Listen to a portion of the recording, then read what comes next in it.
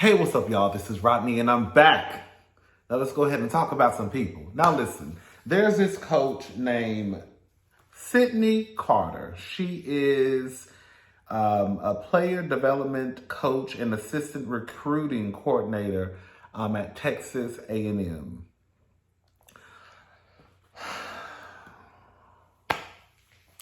So there's this guy, of course, a black man, of course.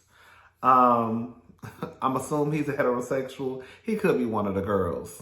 He could be one of the kids. But the reason why I'm going to assume, and my assumption could be wrong, is that the kids usually don't do stuff like this. Like, if anything, we would have talked about her outfit looking a mess, but we wouldn't have talked about was it appropriate for the game. You see what I'm saying? It's a difference, right? So there's this guy. His name is Wayne Walker. I'm going to post the pictures. He wanted to know, was her outfit appropriate for a basketball coach? Now, the outfit that he's talking about, she has on a cream like turtleneck, and some pink, what is that, pleather, latex pants. All BS aside, my first reaction to her was, oh, she look cute. You know, I be looking at girls up and down. I was like, oh, she look cute. I didn't think anything about, was it appropriate? I didn't think anything about, I assumed based off the picture that she probably was a coach because of what she had in her hand. She had like tablets and stuff in her hand, so I just assumed she was a coach. But I didn't think anything about her outfit outside of, I just thought it was a cute outfit. So, of course, I will say from what I've seen, a lot of people have come to the defense of Coach Sydney. I just think it's weird. I think it's weird that, like, this lady is literally covered. Like, the only thing that you can see in the picture, as you can see, are her feet, the skin. The only thing you can see are her feet, her hands, half of her face, and bits and pieces of her scalp. This woman is literally covered up from, girl, the bottom of her chin all the way down to her ankles. So I'm trying to understand what was wrong with her outfit and what was she supposed to wear? I could see if mama came out there in a thong. So you gonna just go out there with a thong on, that's it? Every picture that I have seen of Coach Sydney, she has been covered up. And even if she wasn't covered up to your liking, depending on what she had on, it probably still wouldn't be a problem. But the simple fact is, every picture that I've seen her in, she has been covered up. And I thought about it. Now, sometimes, I could be off. Sometimes I am off. I think a lot of times I'm on. Okay. I think that this is a form of body shaming. Just listen to me and listen to me good. I remember some years ago, I cannot remember the woman's name. Remember, it was like a kindergarten teacher or a pre-K teacher. It was a teacher, a black woman. And she was shaped like Coach Sydney, right? She had a little body on her. Mama had a little body, right? So I remember the outfits that she wore. It was a debate of her outfits being inappropriate. Now, mind you, you would see her on with like a pencil skirt, a cardigan, probably a long, like a fitted dress, but long sleeves, dresses going down to her knees. And I said, oh, it's not about the clothes, it's about the body. Because even if it was, say, a thin black woman, I don't think people would say anything. If a white woman had the same outfit on, and I'm not saying white women ain't got no shape, I mean, because some of them do now because they buying it. Okay, ex the Kardashians. So all I'm trying to say is I think that this is a form of body shaming. I think that it's not, you don't have a problem with what these women wear. You have a problem with who is wearing the clothes and the shape of their bodies, right? Because again, this is the second time I have seen someone pinpoint something that a black woman has had on or worn to work, and they are covered up. They are covered up. I know some of y'all might not agree, but this is a form of body shaming. It really is. It really is. Because if this was a skinny white woman, wouldn't nobody be saying nothing. But because this woman can fill out her clothes like a lot of us can, come on for filling out the clothes.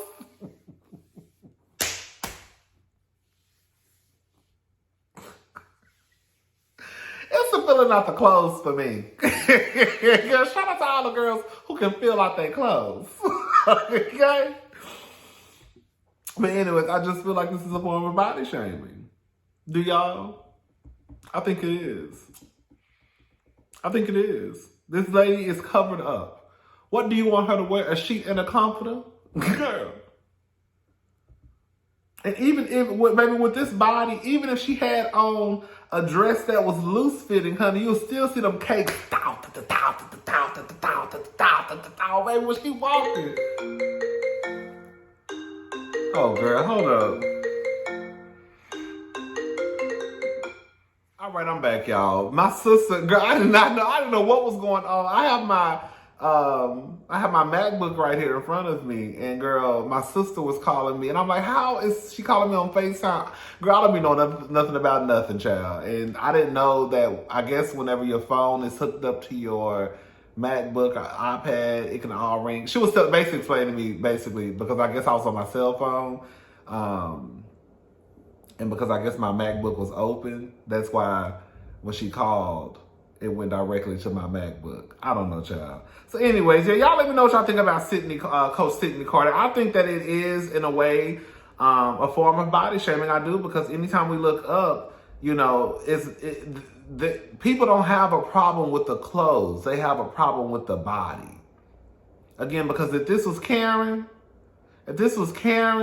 St. John, who was 103 pounds with the same outfit on, and we know that it'll be probably hanging off her like some bootcut jeans. Girl, won't nobody say nothing. Leave this woman alone. She minding her business. And there's always got to be some... Anyways. Girl, so what do y'all think about this? Girl, they say Vogue is under fire for featuring Kim Kardashian on cover of latest issue instead of former editor Andre Leon Talley, who recently passed away.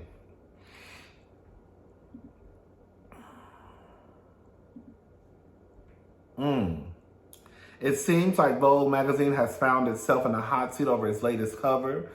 Today, February the 9th, fashion fans were able to check out the newest leading story of Vogue magazine, which features Kim Kardashian 41 on the cover following the release of Vogue's March 2022 spotlight story about the Skims owner. It didn't take too long for some of the publication it didn't take long for some to call out the publication for not placing the late Andre Leon Talley, who was a former editor-at-large of Vogue, on the cover instead. Some did come to Vogue's defense and argue that the magazine more than likely had to put Kim on the cover before Andre Leon Talley passed away.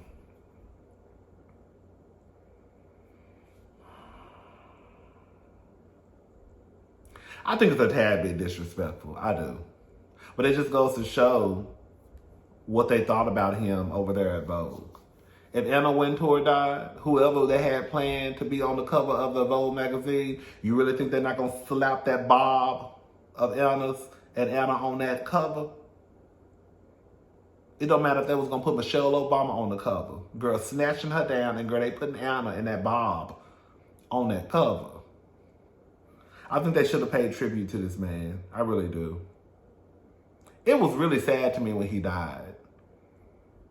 And usually, especially it's only like a few celebrities that I feel some type of way about it. You know, if they like Wendy Williams, if she died, honey, don't even call my phone.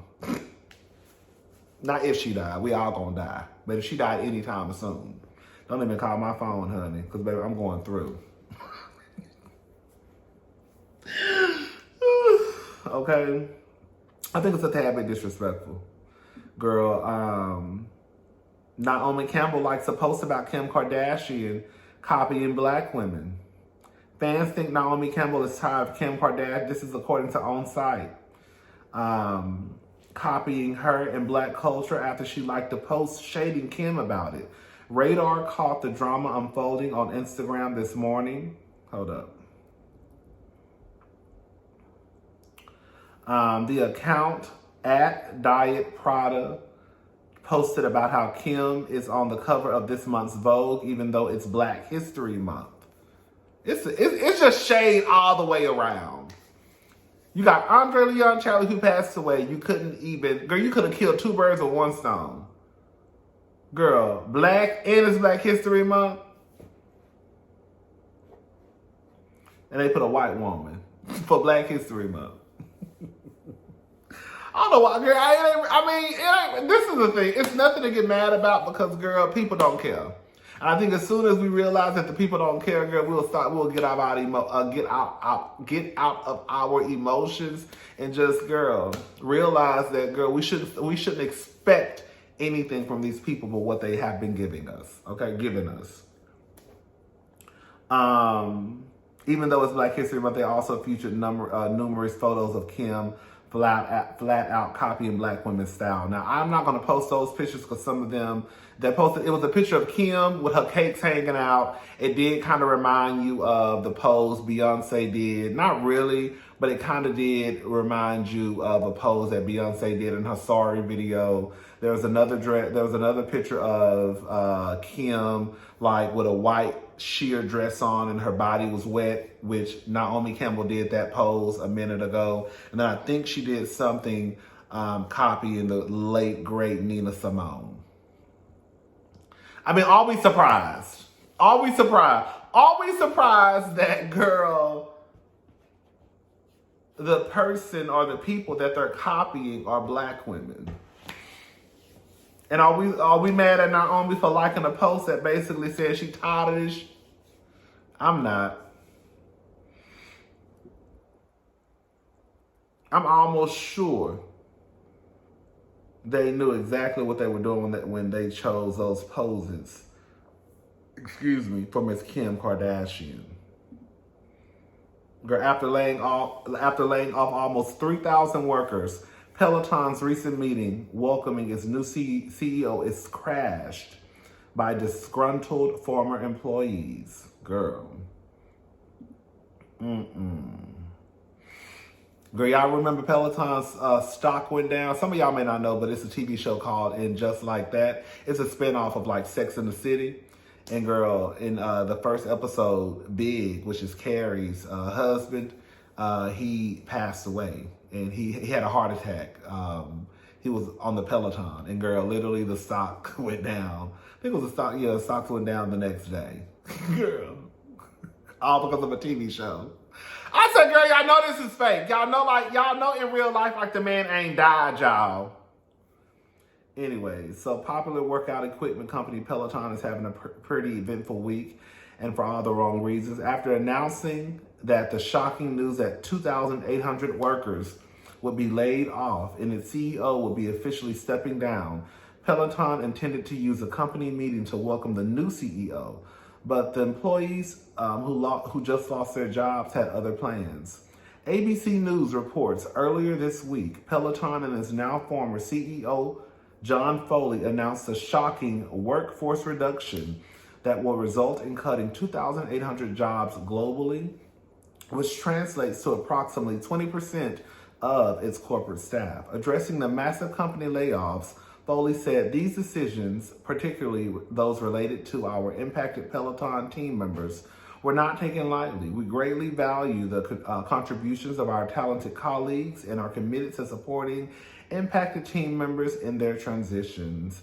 The layoff, however, did not include the Peloton roster of instructions and death of its content. In an attempt to ease the pain, reportedly those who were laid off were given a severance package that included a Peloton exercise membership. Bitch. Can you imagine somebody coming and telling you, girl, here go your walking papers, but girl, we're going to give you a membership? Girl!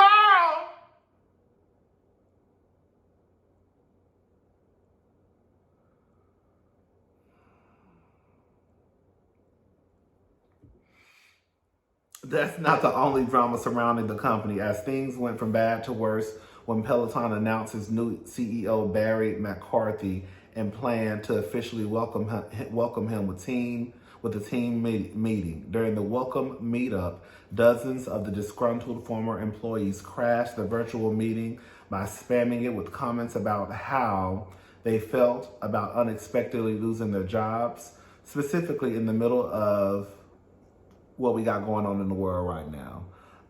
The meeting was expectedly cut short after the moderators couldn't seem to get things under control. Girl, can you imagine, girl, you sit there, girl. Can you imagine, girl, the moderators? Girl, trying to get everybody out. Girl, girl, here they come.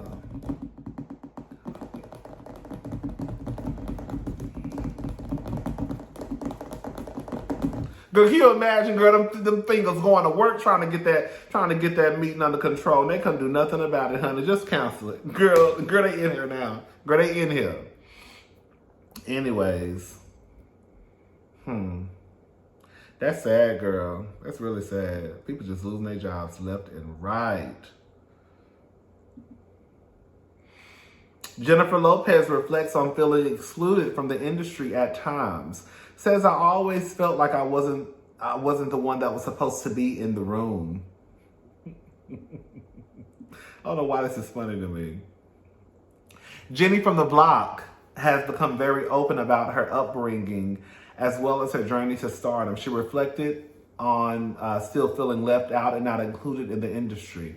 Jennifer Lopez also talked to Rolling Stone for a new cover story about how her mother, Guadalupe Rodriguez, tough love, ultimately contributed to her resilience.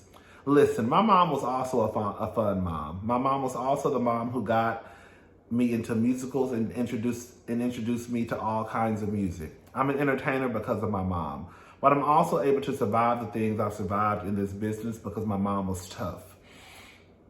The singer said, come on for the singer. Girl, is she? Okay. Girl, I'm gonna tell y'all right now, girl. Baby, her second album, J-Lo. I think I told y'all this before. I'm so embarrassed to say. Baby, that second album, J-Lo, why that's like one of my favorite albums? I'm so embarrassed. I'm embarrassed, girl. No, I'm serious, girl. That J-Lo album, it really hits. And I'm not embarrassed to say it. I'm going to say it with my chest. Okay?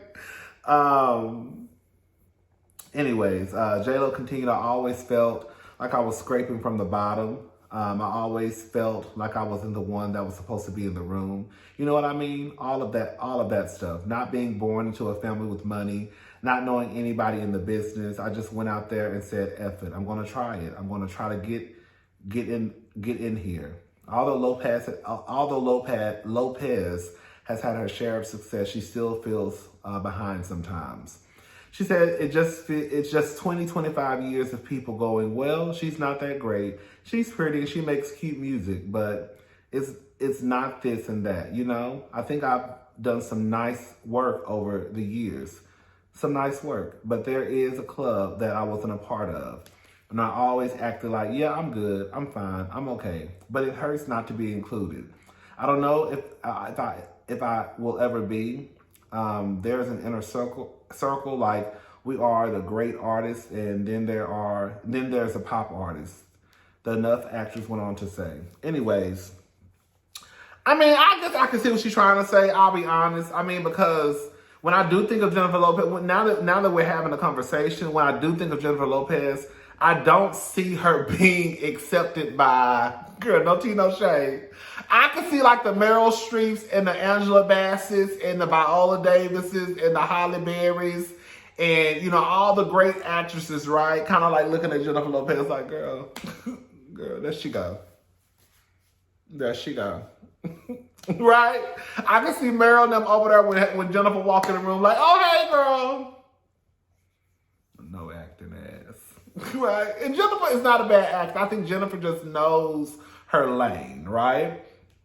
I could see if she went into a party with, like, girl, Beyonce now.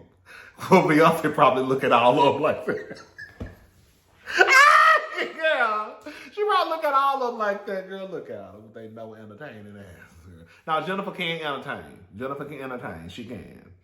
Anyways, girl, Jennifer, you gonna be all right, girl. Clearly, girl, you doing all right, girl. Clearly, you doing all right, mama.